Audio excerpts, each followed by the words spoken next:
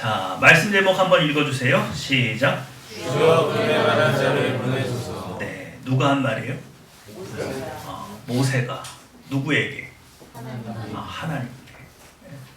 천지를 창조하시고 전능하신 하나님 앞에 모세가 한 말이죠. 보낼 만한 사람을 보내소서. 그러면 본인은 보낼 만한 사람이 아니라는 뜻이죠? 그럼 어떤 사람 보내야 돼요? 어떤 사람 보낼까요? 모세 같은 사람 보내요? 어떤 사람 보내야 될까요? 어떤 사람이 보냄 받을 자격이 있을까요? 나 빼고 아무나. 나 빼고 아무나. 이야, 이거 미처 생각 못했던 대답인데 신선하다. 그것도 괜찮은 방법이네요. 모세가 생각할 때 그러면 나 대신 보냄 받은 만한 사람은 어떤 조건을 가진 사람이면 괜찮을까요? 바로를 이길 만한 파라오를 이길 만한 사람. 그럼 어떤 사람이에요? 뭐가요? 뭐요? 권력? 권력 있는 사람? 입이 둔하지 않는 자. 입이 둔하지 않은 사람. 그렇죠. 말을 잘하는 사람. 오늘 이 대목이 왜 이런 말이 나왔고 이 말씀을 통해서 우리가 우리 자신과 좀 비교해 봤을 때 어떤 교훈을 얻을 수 있는지, 또 하나님께서 이 말씀을 들었을 때 어떤 생각을 하셨을까? 그리고 오늘 예배를 드리는 여러분에게 이 말씀을 통해서 어떤 메시지를 주고자 하시는지 우리가 그걸 좀 살펴보려고 하는데, 이게 뭐예요? 여러분 지금 넷플릭스에서 가장 인기 있는 한국 드라마인데 지금 전 세계적으로 히트를 치고 있죠. 제목이 뭐예요? 기생수. 기생수가 뭐예요? 어떤 생명체가 사람 귀로 들어가요. 그래서 뇌를 파먹어요. 그리고 나서 숙주에 기생해서 살아요. 그러면 이렇게 머리가 분해되면서 촉수가 이렇게 나와요. 근데 이 여자는 주인공인데 변종이에요. 원래 촉수 기생생물이 들어가면 그 사람의 인격은 완전히 사라지고 그 기생생물이 돼야 되는데, 얘가 죽을 똥 말똥 할 때 들어가가지고 얘를 살리느라고 에너지를 다 써버려가지고 뇌를 못 잡아먹었어요. 그래가지고 동거하고 있어요 지금. 그러다 보니까 얘를 살리려니까 이 기생수가 누구 편을 들어야 돼? 얘 편을 들어야 돼. 그런 관계. 그래서 사실은 이거 일본 원작이에요. 일본 사람들은 영화를 잘 만들어요? 애니메이션을 잘 만들어요? 일본 애니메이션 대단하죠 지금도. 여러분 대표적으로 일본 애니메이션인데 그걸 우리나라가 가져와서 영화로 만들어서 히트친 대표적인 작품이 뭐가 있을까요? 올드보이. 그래서 전 세계 사람들이 올드보이가 우리나라 작품인 줄 알고, 알고 보면 원작이 일본 애니메이션. 그렇죠? 이것도 일본 애니메이션이 원작이에요. 그리고 일본에서는 상업 영화로도 만들어서 히트를 쳤는데 연상호 감독이 이걸 가져와서 새롭게 만들었어요. 제가 이걸 흥미롭게 본 이유는 뭐냐면, 연상호 감독이 생각하는 기생이라는 개념이 원작하고 달라요. 연상호 감독이 정의 내린 기생이라는 게 뭐냐면, 사람은 조직이라는 곳에 기생해서 사는 생물이래요. 무엇에 숨어 살아요? 조직. 그러니까 여기서 무슨 대사가 나오냐면, 우리가 인간하고 1대1로 싸우면 우리가 월등한데 인간은 뭐 때문에? 조직력 때문에 우리가 이기기가 힘들다. 이 얘기를 여기서 하는 거예요. 그리고 이 여자 주인공은요, 어렸을 때부터 아버지에게 가정폭력에 시달리던 아이인데 스스로 살고 싶어서 경찰에 전화를 했어요. 그래서 살아났어요. 그럼 이 영화는 사람은 누굴 믿고 살아야 돼요? 자기 자신밖에 없는 거예요. 그러니까 누가 나를 구원해? 내가 나를 구원해야 돼. 거기에서 출발을 하나? 사람은 어디에 기생해서 사는 생물이니까? 조직에. 그러니까 서로 도와야만 살 수 있는 것. 그래서 이 아이가 마음문을 열고 서로 도우면서 살아가는 모습.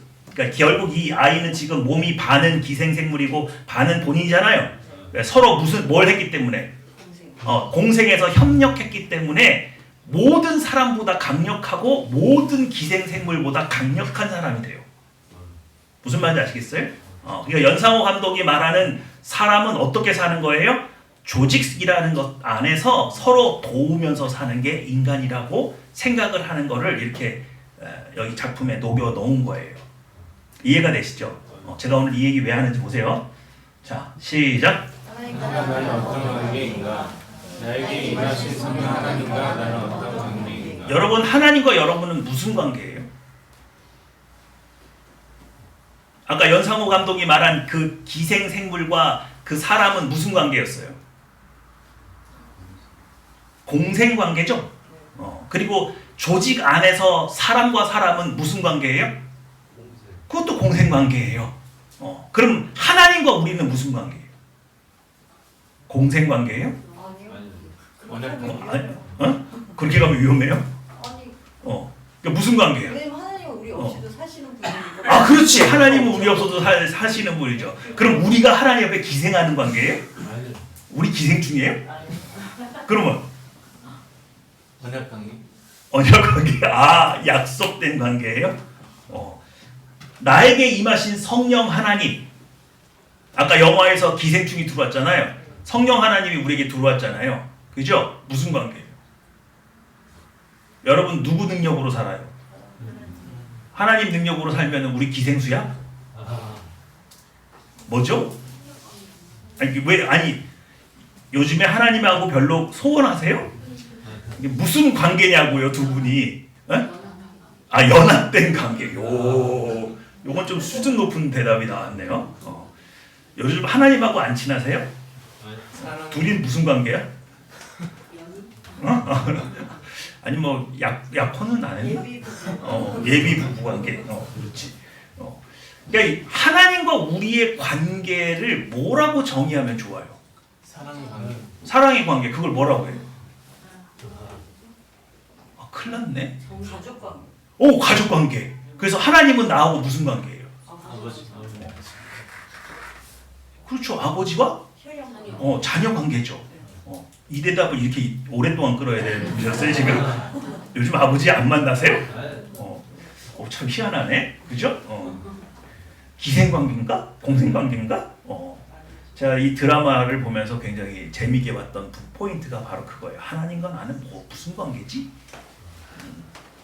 자, 질문 시작. 내가 하나님의 부르심에 주저하는 이유는 무엇일까? 하나님은 우리의 창조주시죠? 우리를 지으신 분이죠? 그리고 우리에게 아버지가 되어주시는 분이죠. 아담과 하와를 만들었을 때 천사처럼 부리는 종으로 만든 게 아니라 자녀 관계라고 말했단 말이에요. 그럼 자녀하고 우리의 자녀 관계는 뭐가 달라요? 천사처럼 우리는 하나님 일 안 해요? 우리 맨날 천국에서 놀고 먹어요? 뭐 해요 그럼? 승철 형제, 천국 가면 뭐 할까 우리? 놀고 먹어? 아니야? 뭐 할 것 같아요? 뭐 하죠 천국 가면? 에덴 동산에선 뭐 했어요? 경작? 경작했지. 맨날 에덴 동산 그러면 나 잡아봐라 그거 아니라 그랬죠. 밭에 밭을 가는 자가 없으므로 소출이 나지 않았다 그랬잖아요. 그러죠? 그러니까 김태희하고 누구야 저기 장동건이가 거기서 뭐 하고 있었어? 김 메고 있었지. 그죠? 그러면 역시 천사나 다름없이 뭔가 부리려고 우리를 창조하신 겁니까? 그럼 천사도 있는데 굳이 인간을 만드실 이유는 뭐가 있는 거예요? 네? 부자관계가 천사하고 하나님 관계하고 우리는 하나님을 부자관계라면서요. 뭐가 달라요? 목숨을 내어줄 수 있다. 목숨을 내어줄 수 있다. 그 되게 중요한 포인트죠. 그래서 저번에 말씀드렸잖아요. 사탄이 타락했습니다. 그런데 예수님께서 사탄을 위해서 십자가를 져요, 안 져요? 사탄을 구원하기 위한 복음이 있어요, 없어요? 없어요. 타락한 천사를 위해서는 복음이 없어요. 타락한 인간을 위해서는 뭐가 있어요? 복음이 있고 십자가를 지세요. 믿으십니까? 그게 부자 관계예요. 이해가 되시죠? 여러분 만약에 여러분이 창조주라고 생각해 보세요. 그래서 에덴 동산에 밭 가는 누구가 좀 있었으면 좋겠어. 그러면 사람을 어떻게 만들었을까요? 아름자매 어떻게 만들었을까? 소로 만들었다고? 오, 우리 소도 괜찮다. 나 같으면 두더지로 만들 것 같아. 그리고 우리처럼 꼭 잠을 자야 돼요. 하루 종일 움직여도 되게 만들어요. 그렇지. 노동 생산력을 극대화시키기 위해서는 잠 재우면 안 되잖아요. 그런데 우리는 연약하고 잠을 자야 되고 먹어야 되고 그렇죠. 이 모든 것을 봤을 때 하나님이 우리를 노동력으로 원해서 만드신 것만은 분명히 아니구나. 그걸 우리는 알 수 있죠. 어디까지 가야 부자 관계예요? 어떤 관계가 부자 관계예요? 실제로 성령께서 여러분 안에 들어와 계신데 여러분은 그분과 어떤 수준의 관계를 맺고 있고 이해하고 있어요. 오늘 그게 포인트예요. 우리 입으로는 아버지시죠. 근데 여러분 아버지도 여러 종류가 있어요. 정말 친밀한 아버지가 있고 대면대면한 아버지가 있어요. 그럼 하나님은 여러분에게 얼마나 친밀한 아버지세요? 얼만큼. 그죠? 그래서 오늘 모세가 하나님의 부르심에 주저하는 이유가 뭐예요? 왜 못 가고 있어요? 왜 하나님께서 내가 너를 통해서 이스라엘 백성을 구원할 거야? 그렇게 말씀하시는데 다른 사람을 보내소서, 보낼 만한 사람을 보내소서, 나는 입이 뻣뻣한 사람이라 말을 잘 못해요. 이런 여러 가지 핑계를 대는 이유가 뭐예요?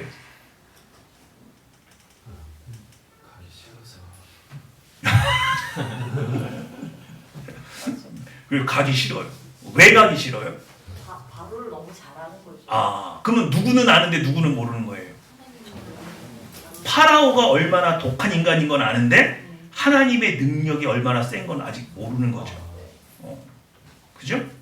또 파라오를 너무 잘 알아서 또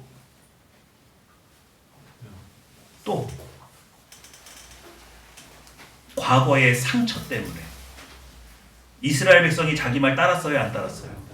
안 따랐죠? 그럼 이런 여러 가지 이유로 인해서 한마디로 표현하면 모세는 지금 하나님을 따르고 싶지 않아요. 그러면 아버지와 아들 관계 맞아요? 틀려요? 아니네. 여러분 너무 잘하시네. 그죠?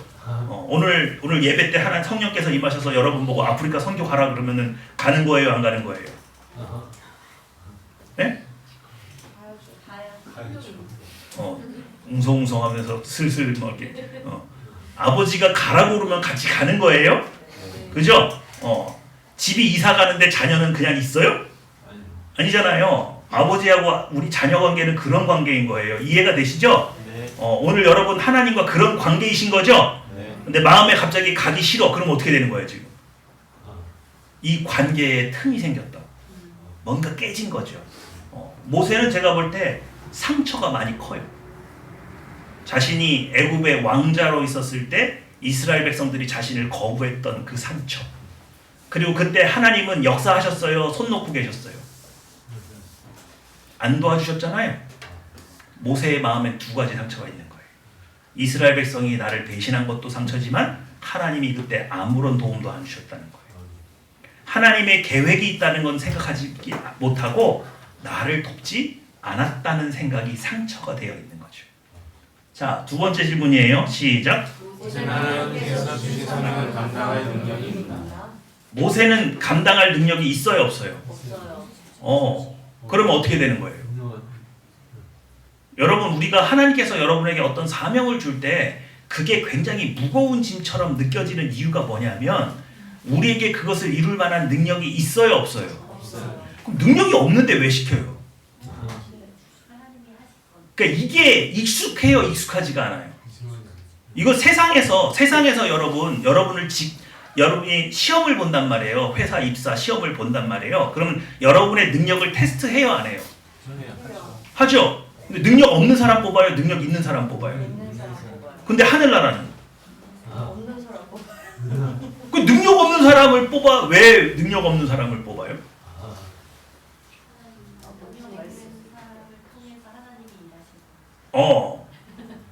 능력은 누구에게 있으니까? 그러니까 능력이 많은 사람은 있는 사람을 뽑으려고 하지 않아요. 그럼 어떤 사람 뽑아요? 말 잘 듣는 사람. 그렇군요. 말 잘 듣는 사람이에요. 그렇군요. 그러니까 돈이 많은 사람은 돈 있는 직원을 뽑을 이유가 없죠. 그럼 어떤 사람 뽑겠어요? 돈은 없어도 관리를 잘하고 성실한 사람 뽑겠죠. 이해가 되세요? 네. 그러니까 우리가 세상에서 있으면서 하나님과 뭔가 동행하고 일을 할 때 난감해지는 부분이 뭐냐면 하나님께서 나에게 뭔가를 맡기셨는데 아무리 내 안을 들여다봐도 내가 그걸 이룰 만한 능력이 없어요. 우리는 내 안에 능력이 없으면 내가 이 일을 해낼 수 있다는 확신을 갖지 못해요. 이 지점이 우리와 하나님 사이에서 항상 문제가 되는 지점이에요. 왜 능력이 없는 사람한테 뭘 시켜요? 사람은 실패하고 싶어요? 성공하고 싶어요? 그럼 나한테 분명히 이건 실패의 경험이 될 거잖아요. 그럼 난 상처받겠어요? 안 받겠어요? 그게 안 하겠다는 사람 끌고 와가지고 일 시켜놓고 실력도 없는데 그렇지 않겠어요? 그게 뭐냐면 세상에서 쓰임받는 것과 하나님 앞에 쓰임받는 것 그 자체가 다르다는 것을 인정하고 받아들이는 과정이 너무 힘들어요. 뭐가 문제예요?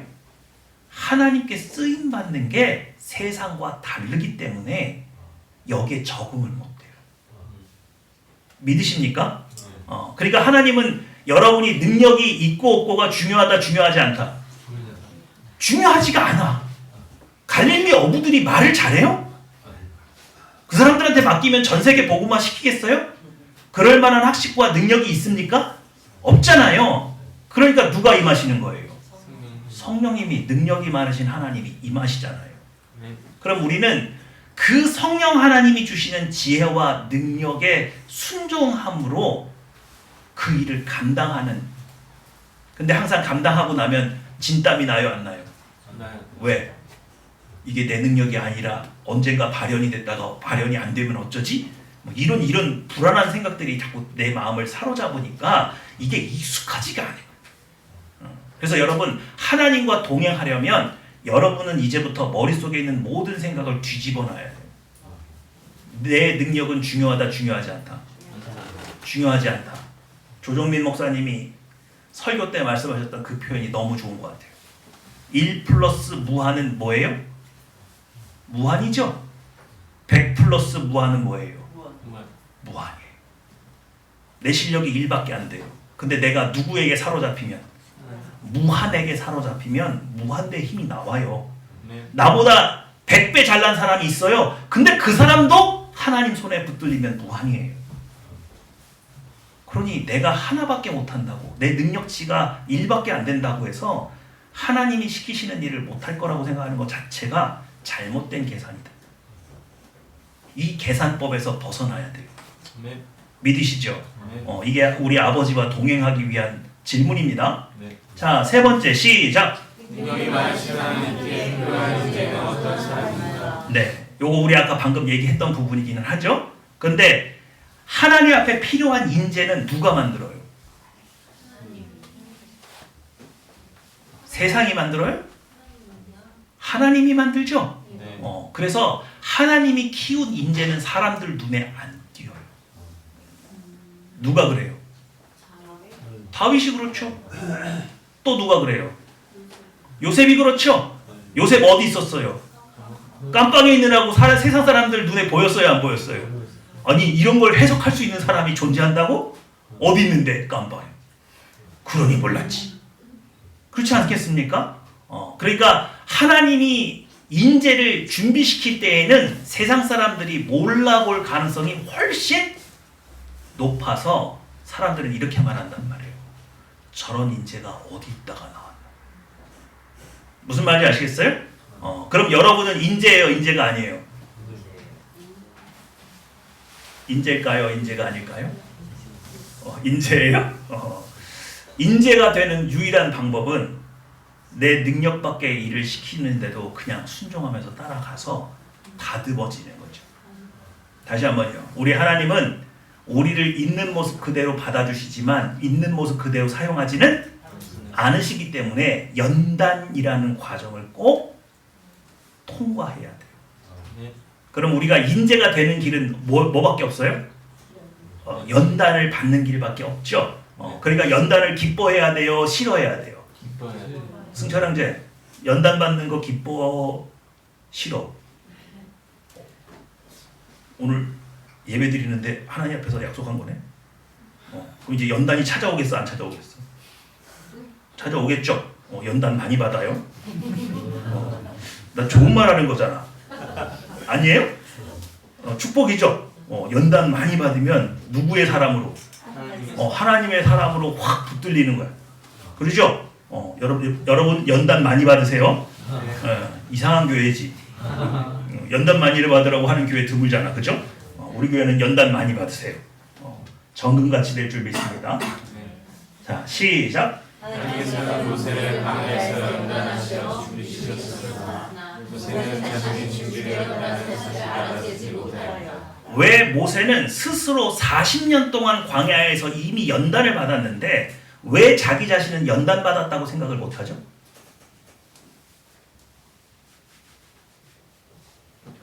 세상의 관점에 이렇게 있어서 오, 하나님의 관점. 세상은 사람을 어떻게 연단해요?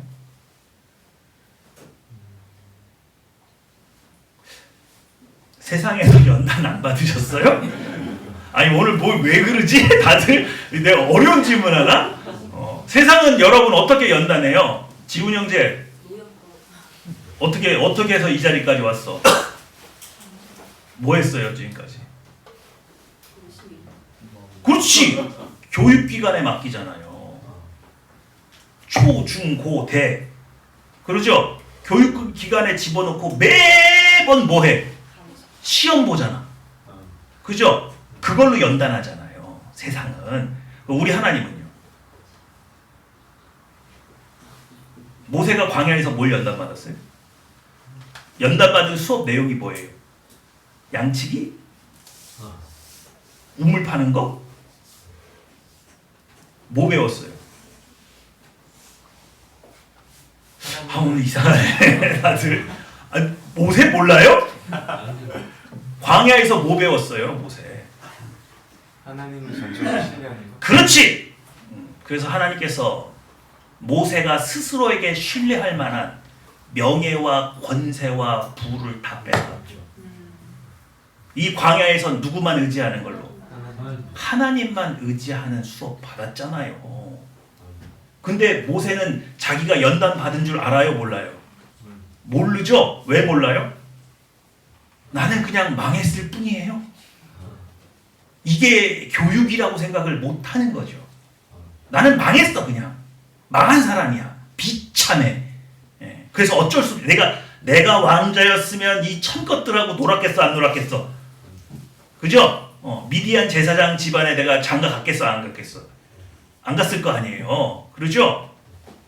그런데 내가 모든 것을 다 잃어버렸기 때문에 이렇게 양이나 치고 사는 거지. 아니요. 하나님은 모든 자랑할 만한 것을 다 가져가셔서 내 위치가 어디고 하나님은 누구이시고 누굴 온전히 의지해야 되는 것을 하나님만을 의지해야 되는 삶을 가르치기 위해서 40년 동안 연단하신 거예요. 믿으시죠? 그러다 보니까 자기는 연단받았다는 생각을 하고 있는 거예요? 못하고 있는 거예요? 못하고 있는 거예요. 왜? 헌듯하게 교육기관에 들어가서 앉아서 공부하는 게 연단이라고 생각했지 이렇게 연단받을 거라고 생각을 못했거든. 하나님은 우리를 이런 식으로 연단하기 때문에 하나님이 준비된 사람은요 자격증 같은 게 없어요. 이해가 되세요? 자, 시작. 우리 안에 있는 재능과 능력을 온전히 알아보고 스스로 나아가라. 내가 네가 지은 아버지가 되는 것이다. 여러분 안에 어떤 재주가 있어요? 여러분 우리 성장하면서 가장 큰 고민이 뭡니까? 나는 커서 뭐가 될까? 어떤 직업을 가져야 되나? 누구랑 결혼할까? 어떤 집에서 살게 될까? 내 능력은 어디일까? 내가 뭘 할 수 있지? 여러분 피조물 입장에서 자신의 능력을 100% 다 알 수 있는 방법이 뭐가 있을까요? 여러분 안에 잠재되어 있는 어떤 은사나 달란트나 재주가 있는 거 여러분 다 알아요? 왜 몰라요? 내 몸인데. 여러분 자신에게 관심이 없었어요? 여러분 남자들이요 갑자기 남자로 확 돌변하는 순간이 있어요. 막 계집애 같고 남잔지 여잔지 모르겠고 마음이 여리고 막 이랬던 애들이 어떤 집단에 딱 들어가면 갑자기 얘가 확 돌변해요. 이거 어디예요? 군대죠? 군대 가서 40kg를 메고 40km 행군을 가잖아요. 그때 깨달아요. 오, 나는 40km 갈 수 있구나. 몇 킬로를 메고? 40km를 메고. 여러분 전기 자동차가 있다고 생각해 보세요. 전기 자동차 스스로 내가 몇 킬로까지 갈 수 있는 거 어떻게 알아요? 달려봐야죠. 뭐가 떨어질 때까지. 배터리가 방전될 때까지. 근데 이 자동차를 만든 매뉴얼을 가지고 있는 개발자는 알아요? 몰라요? 너는 용량이 400km가 다야. 그죠? 그러니까 사실은 나의 쓰임은 누구한테 가야 아는 거예요? 제조사, 하나님한테 가야 아는 거죠. 그러니까 나보다 나를 누가 더 잘 알아요? 하나님이 더 잘 아세요. 그러니까 내 안에 있는 재능을 100% 이렇게 끄집어낼 수 있는 분도 사실은 누구예요? 하나님이죠. 제가 뭐 전에 좀 격한 얘기긴 한데 CMF 있을 때 그 인턴 의사들 있잖아요. 너무너무 힘들어해요. 그래서 왜 이렇게 힘들어하냐 그랬더니 병원장 그렇게 술을 먹인대. 얼마큼 먹이냐 그랬더니 기절하면은 응급실로 보내서 위색척을 해가지고 다시 데려온대. 무섭죠. 근데 그렇게 할 수 있는 이유가 뭐예요? 인간이 얼만큼 술 먹어도 안 죽는다는 걸 너무 잘 아는 거지. 그런 사람한테 걸리면은 진짜 인간의 한계치하에서 깔딱깔딱깔딱 할 거 아니에요. 무섭잖아요. 그죠? 너무 잘 아니까 그런 짓을 하는 거지. 자, 창조주이신 누구밖에 없어요? 근데 제가 여기다 빨간색으로 해놨죠? 어디에 방점이 있는 거예요? 아버지만이 내 안에 있는 모든 재능을 다 끄집어다 쓰세요. 그러니까 여러분이 여러분의 인생에 자기개발서라는 게 있잖아요. 여러분 그 큰 서점에 가면 자기개발 책 되게 많죠? 스스로 인간이 스스로의 인생을 개발하기 위해서 막 책들이 많잖아요. 근데 진정한 자기개발 할 수 있는 건 누굴 찾아가는 거예요? 아버지 하나님 찾아가는 거예요. 믿으십니까? 자, 백문이 불여일견이니까 시각대랑의 하느니 도전. 맞은편에 엄마를 바라보는 하느니. 이때 웃음기 없는 표정으로 하느니를 바라보는 엄마. 몇 걸음 채 가지 못했는데 자신의 키보다도 높아 보이는 낭떠러지에 깜짝 놀란 모습. 어쩔 줄 모르는 하느니 엄마에게 간절한 눈빛을 보내지만 되돌아보는 것은 엄마의 싸늘한 표정뿐. 무심한 엄마의 행동에 결국 시각대랑을 건너지 못하고 제자리로 다시 돌아갔다. 연우에 이어 하느니 역시 시각대랑을 건너지 못하고 포기. 아이들은 무표정한 엄마의 얼굴을 보는 즉시 제자리로 돌아갔다. 심리학적으로는 거울 이미지 효과라고도 하고요. 부모의 그런 부정적인 감정이나 태도가 아이들한테 결국에는 대물림이 되고 전달될 수도 있는 그런 효과를 가진다고 보시면 될 것 같아요. 그렇다면 반대로 엄마가 편안하게 웃는 표정을 짓는다는 아이들은 어떨까? 조금 전 실험과는 달리 한방 웃음을 짓고 있는 엄마. 엄마의 행복한 미소를 보자 더욱다른 기분이 좋아진 연우. 그러나 이때 연우의 눈앞에 보인 것은 시각대랑을 건너기 전 물끄러미 엄마의 얼굴을 바라보는데 엄마의 화난 표정을 확인하자마자 거침없이 앞으로 돌진하는 연우. 미소 짓고 있는 엄마를 보자 한치의 망설임도 없이 그대로 직진. 엄마의 웃음 덕에 무서웠던 시각대랑을 용감하게 통과. 엄마의 표정 변화로 확실하게 알 수 있었던 연우의 달라진 반응.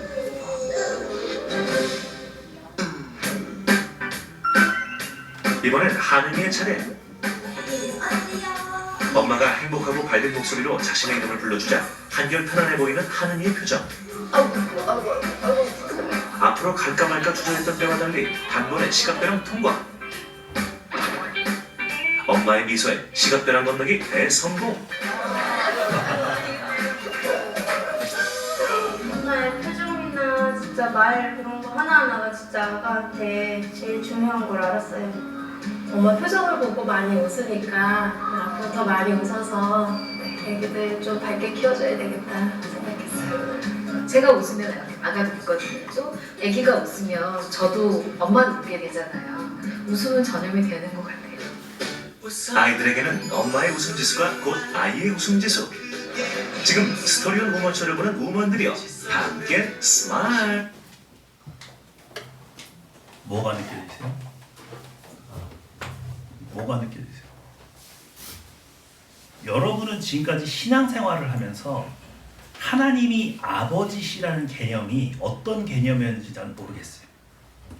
그저 저 위에 높으신 곳에 계신 거룩하신 분? 아니면 나를 위해서 십자가에서 달려 돌아가실 수 있을 만큼 생명을 주실 수 있는 분인 건 맞지만 그렇게 친밀하게 느껴지지 않을 수도 있어요. 오늘 모세가 냉담해졌어요. 하나님께서 건너오라고 말을 하는 거예요. 너는 할 수 있다고 말을 하는 거예요. 그런데 모세가 하나님을 바라보고 있는 게 아니라 내 실력과 내 실패를 바라보고 있어요. 아무 능력도 안 돼요. 하나님이 여러분에게 아버지신 것이 여러분에게 무슨 도움이 돼요? 여러분이 눈 감고 기도할 수 있는 것이 무슨 변화를 일으켜요? 아무 변화도 못 일으킬 수도 있어요. 왜요? 하나님과 나는 이렇게 친밀한 관계가 아닌 거예요. 여러분, 이 아이가 어린 아이와 같다라는 것이 뭘 의미하는 겁니까? 나도 판단할 수 있어요. 이거 낭떠러지인데? 낭떠러지구만. 가요 안 가요? 안 가잖아요. 내 판단에 가면 죽어요. 모세의 판단에 파라오 그런다고 변할 인간 아니에요. 그런데 누가 불러요? 아버지가 불러요. 아버지가 부르는 거예요. 내 판단을 내려놓고 아버지의 판단을 나의 판단으로 장착하는 순간 놀라운 일이 벌어져요. 믿으십니까? 여러분 잘 생각해 보세요. 내가 굉장히 어렵고 힘든 일을 겪고 있어요. 근데 누가 와서 모르는 사람이 어깨를 토닥토닥 두드려주면서 괜찮아. 그럼 그 말이 위로가 됩니까? 안 되죠? 그런데 내가 평소에 되게 신뢰했던 선배가 야, 괜찮아. 나도 그런 거 겪어봤는데 그거 별거 아니야. 좀 지나면 잊혀지는 거다. 내가 신뢰하는 사람이 괜찮다라고 말을 하면 변화가 일어나요. 믿으시죠? 오늘 우리 안에 마음의 상처 하나 없이 여기까지 온 사람이 있어요? 그런데 왜 누구는 교회를 다녀서 누구는 하나님을 만나서 누구는 예수 그리스도의 십자가 앞에서 인생이 바뀌고 마음의 상처가 씻어지고 회복이 일어나는데 누구는 교회를 몇십 년 다녀도 아무 일도 일어나지 않을까요? 하나님이 여러분에게 아버지세요? 그렇게 신뢰하는 관계로 하나님을 알고 계세요? 그게 아니라면 하나님으로 말미암아 여러분에게 치유가 일어나지 않아요. 나는 내가 정한 한계라고 하는 이 지점에서 한순간도 더 나가서 내 안에 있는 재능을 꼭 피워보지도 못하고 나는 돼. 자꾸 누구는 된다고 말씀하시는데 하나님은 하늘에서 박수 치시면서 아들아 너 할 수 있다? 딸아 너 충분히 할 수 있다. 내가 너를 만들었기 때문에 내가 더 정확하게 알아. 너 400kg 너 끄니까. 아니요. 전 200kg밖에 못 갈 것 같은데요. 한 번도 가본 적이 없어요. 아니 나는 너 400kg 가게 만들었어. 나보다 나를 더 잘 아시는 주님, 내 머리털까지도 세신바 되신 주님. 여러분 머리카락 몇 개인지 아세요? 여러분 건데 한 번도 세본 적 없잖아요. 그 센 게 뭐 의미가 있어? 맨날 빠지는데. 근데 누구는 아시는데. 그 하나님이 여러분의 인생에 와서 여러분의 인생을 뒤바꿔 놓을 만한 강력한 힘으로 역사하시기 위해서 여러분의 마음문을 두드리고 계신 거예요. 나 한번 믿고 한 발짝 뛰어보면 안 될까? 믿으십니까? 네. 여러분 치유는요 이렇게 이루어지는 거예요. 그냥 어느 날 막 금식 기도하고 막 쥐어짜서 하나님 살려주세요 기도하면 갑자기 막 뭐 하늘에서 뭐가 쏟아져서 어느 날 갑자기 막 마음이 뜨거워지고 막 갑자기 그런 게 아니에요. 그런 거로 오는 힘이 아니에요. 저 하늘에 계신 분이 무심하게 내가 하는 일에 아무 관심도 없는 것 같던 그분이 사실은 내 아버지시고 나를 위해서면 죽음이라도 마다하지 않는 분으로 내가 그분이 나를 사랑한다는 게 깨달아지는 그 순간, 그래서 그분을 신뢰하게 되는 그 순간, 그 신뢰 가운데 잠잠하게 들리는 하나님의 음성이 괜찮다, 괜찮다. 그 음성이 들릴 때 내가 치유가 되는 거예요. 오늘 여러분 예배 드리잖아요. 여기에 하나님 아버지께서 이 예배의 자리에 오셔서 사랑하는 자녀들이 원근각처에서 왔어요. 기쁘실까요? 안 기쁘실까요? 기쁘시죠? 그런데 서먹서먹하고 대면대면한 자녀가 있다고 생각해 보세요. 내가 그 자녀를 좀 끄집어내고 싶어. 그의 안에 있는 재능을 좀 키워주고 싶어. 그의 마음을 좀 어루만져주고 싶어. 그를 다시 회복시켜주고 싶어. 그런데 내가 대면대면하다는 이유로 마음문을 열지 않고 있으면 아버지가 어떻게 역사를 해요? 하나님은 전능하신 분이니까 그냥 뭐 인격이고 나발이고 다 찍고서 그냥 들어가서 치유돼! 막 이래가지고 막 여러 번 고쳐보고 막 그럴 것 같아요? 창조주는 그런 분이 아니에요. 인격을 만드신 하나님이 인격을 찍고 들어오진 않으세요. 그건 사탄 마귀라는 짓이에요. 사는 게 많으신 아버지께서 여러분이 매주 드리는 이 예배 자리에 얼마나 오래 참고 기다리셨어요. 그런데 오늘 나는 내 마음 하나를 열지 못해요. 오늘 아버지가 웃으시면서 너 그 인생의 장에 너 건널 수 있어. 나 믿고 한번 건너와 봐라. 그렇게 부르짖고 계시는데 내 경험에 사로잡혀서 내 상처에 사로잡혀서 내 한계를 한 번도 뛰어넘어 적이 없어서 내가 거기서 발만 동동 구르고 있다면 그 신앙이 여러분을 구원하겠습니까? 그러지 못할 거예요. 그러지 못할 거예요. 오늘 여러분 인정하셔야 돼요. 나는 고아가 아니에요. 내 하나님은요 좋으신 아버지예요. 인간의 아버지와도 달라서 좋으신 아버지예요. 그 아버지가 나보다 나를 더 훨씬 잘 아세요. 그래서 오늘 그분이 된다고 하면 되는 겁니다. 안 된다고 하면 될 것 같아도 하지 마세요. 내가 그렇게 지금 하나님을 신뢰할 수 있는 관계라는 것, 그것을 방해하고 있는 내 안에 있는 상처와 내 안에 있는 경험들은 다 옛본성에 속해 있는 거예요. 그거 십자가에 못 박지 않고 내 안에 있는 재능, 연단을 통해서 꽃 피우겠어요? 못 피우겠어요? 못 피워요. 오늘 하나님을 신뢰하지 못하고 하나님을 아버지라고 부르면서 친근한 아버지로 여기지도 못하고 내 인생에 별 도움이 안 되는 분으로 내가 알고 있는 그 모든 답답하고 거리감이 생기고 무섭기만 하고 그런 내 안에 옛본성이 알고 있는 그 하나님 다 내려놓고 좋으신 아버지, 지금 모세를 부르고 계시고 모세가 처음에는 반항했잖아요. 보낼 만한 사람 보내라고 했잖아요. 그 대답은 내 안에 누가 한 거예요? 옛본성이 한 거예요. 옛본성이 펄펄 살아서 날뛰는 거예요. 군대가 어딨어요? 돈이 어딨어요? 구하면 뭐 할 건데요? 광야 내려가서 어떻게 살아요? 말도 안 되는 소리를 하고 있어.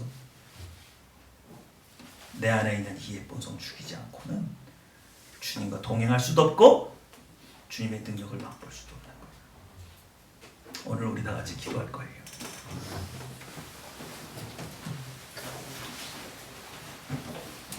여러분은 하나님을 어떤 아버지로 알고 계세요? 정말 그분이 나를 사랑하신다는 확신이 있습니까? 오늘 그 아기가 한 거 보셨어요? 낭떠러지 앞에서 낭떠러지를 보는 게 아니라 엄마를 보고 있어요. 엄마의 얼굴 표정을 읽고 있어요. 나 가도 돼? 나 가도 돼? 엄마가 빵긋 웃어주자 주저없이 아이는 엄마의 판단을 믿고 유리판을 기어가는 거예요. 하나님을 아버지로 안다는 것, 아버지로 부른다는 것은 그만한 신뢰가 전제되어 있는 겁니다. 우리 인간도 그 정도는 믿어요. 그러므로 오늘 하나님이 된다고 말하는데 절대 안 될 것 같다고 버티고 있는 나, 하나님이 사랑하신다고 말하는데 내 안에 있는 상처를 근거로 마음문을 열지 못하고 있는 나, 오늘 예쁜 성을 십자가에 못 박기 원합니다. 예수님의 보혈의 피로 제 마음속에 있는 예쁜 성을 깨끗하게 씻어주십시오. 역사하지 못하게 하여 주시옵소서. 오직 성령 충만해서 하나님의 음성에 반응하고 나를 너무너무 사랑하시는 아버지를 믿을 수 있게 해주십시오. 기도하시겠습니다.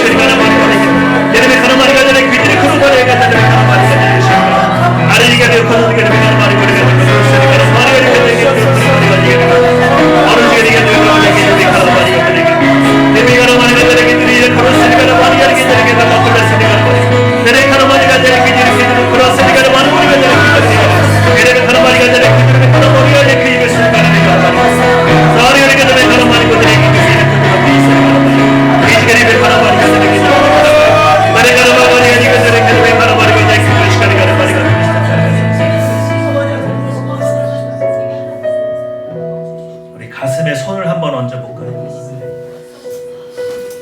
하나님, 나는 도저히 여기서 버틸 수가 없어요. 견딜 수가 없어요. 그런데 아버지, 왜 나에게 이 자리를 허락하신 거예요? 아니요. 어려운 일 당할 때 대놓고 도망가고 피하려고 하는 것은 예본성이에요.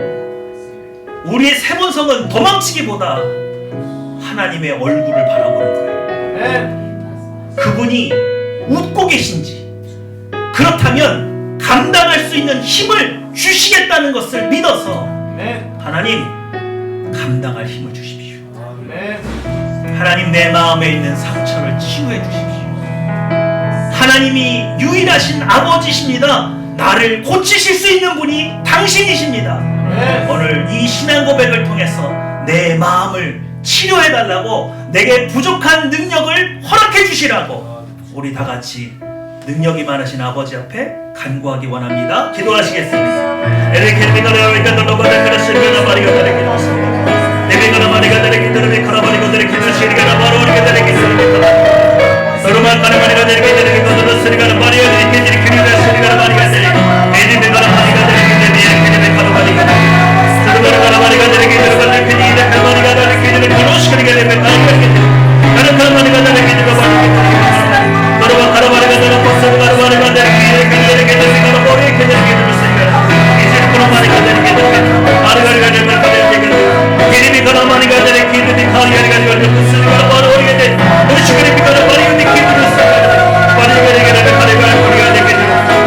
Ini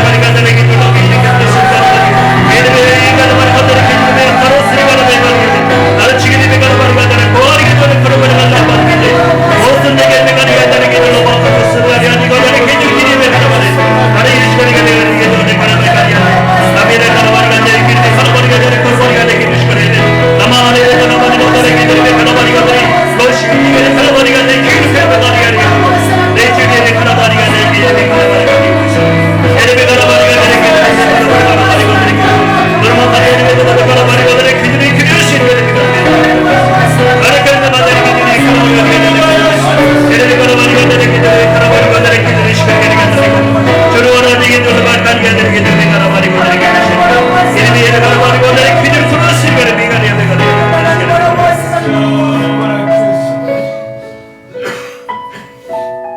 사랑과 인자가 충만하신 아버지, 오늘 이 예배를 통해서 아버지께서는 우리의 상처받은 심령을 어루만지기 원하셨습니다. 아버지의 뜻을 이루셨습니까? 우리가 아버지를 믿고 우리의 마음 문을 열 수 있었습니까?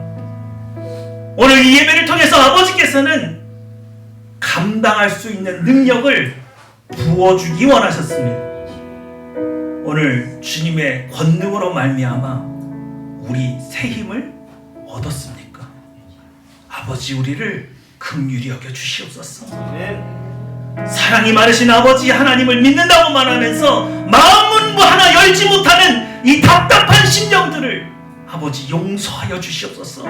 기도하고 간구함으로 하나님의 놀라운 능력을 체험할 수 있는데 기도의 자리까지 나아가지 못하는 우리의 연약함을 아버지 용서하여 주셨어.